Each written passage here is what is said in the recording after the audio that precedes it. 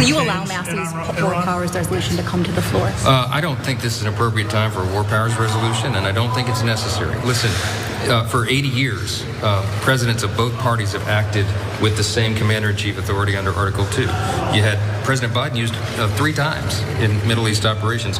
President Obama went on an 8-month campaign bombing Libya to take down the regime there. I never heard a Democrat balk about any of that. First of all, there have always been Democrats who fought back against these sort of things. I had Ro Khanna on my show about 35 times to talk about some of those bombings. But regardless, here's an interesting question.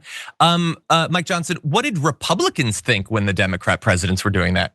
Did you guys think it was very, very, very cool? I feel like you had a problem with it when they were doing that. And regardless, you're not the president. You're the Speaker of the House. You have constitutionally delegated authority over matters of war. That needlessly, we also passed the war powers bill that's like 60 something years ago, just to reiterate that it's Congress that declares war. And look, we can and perhaps should have a conversation anytime a president decides I'm just gonna bomb the Houthis a little bit or whatever. Or I'm going to escalate a conflict like Trump did in Syria, massively expanding the bombing that was going on right there, even though there had never been any declaration of war.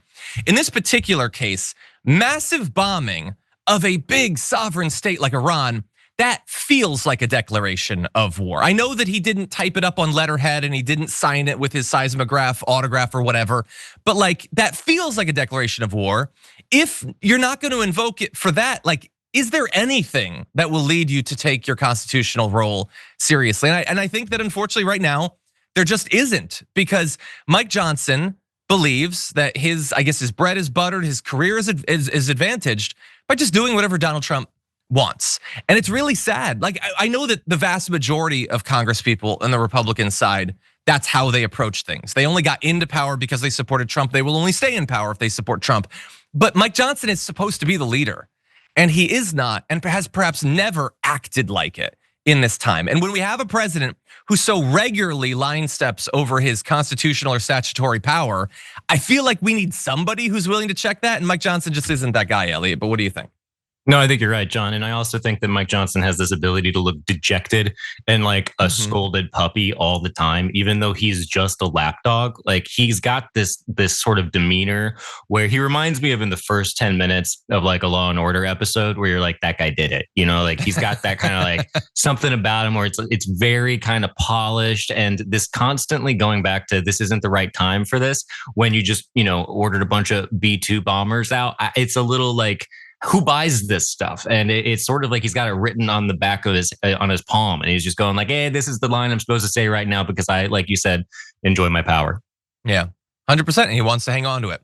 Now, he has obviously a great deal of power in the House. He doesn't have unilateral power to stop this war powers resolution from coming up. That could still happen. The Massey one that was the premise of that question has 57 co-sponsors, and it is privileged, which means that it can be called up for debate and a vote after 15 days of no committee action, whether the House Speaker likes it or not. So that's possible. In the Senate, you do have a version of it that some have signed on to, Bernie Sanders, and also people like Rand Paul, and I don't know, maybe there would be a few more.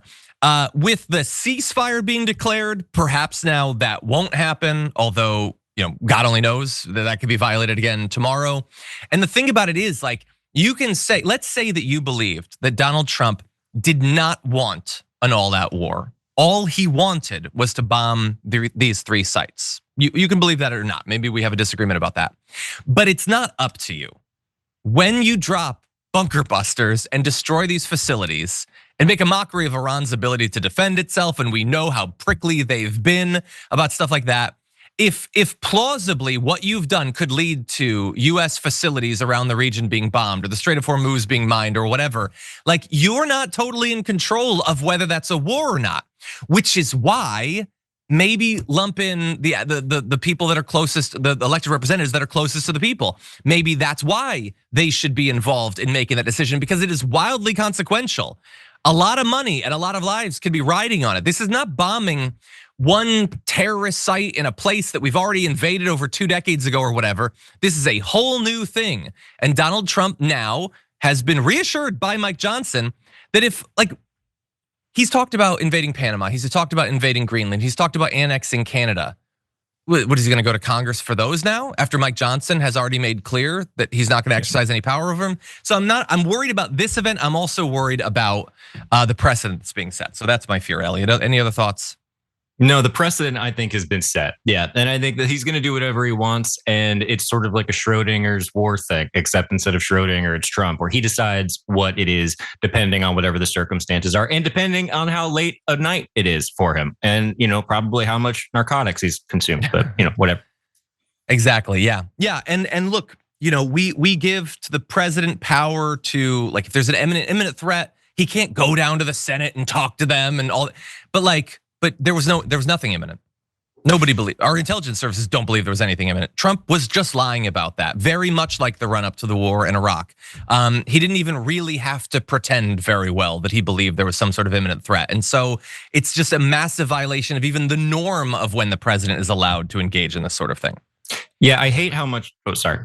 Yeah, I hate how much this. It reminds me of being in high school when 9/11 happened and watching as everyone got so excited about going to war. And I remember being excited about going to war because I was 14 years old and I thought that was cool at the time. And I can have grace for myself because I was a kid. This is an administration of ninth graders who are still just like bloodthirsty to go to war. And the fact that the playbook is the exact same blows my mind. And it also makes me angry because it reminds me of how old I am. And like the fact that I have something to compare this to within my lifetime is both sad and depressing.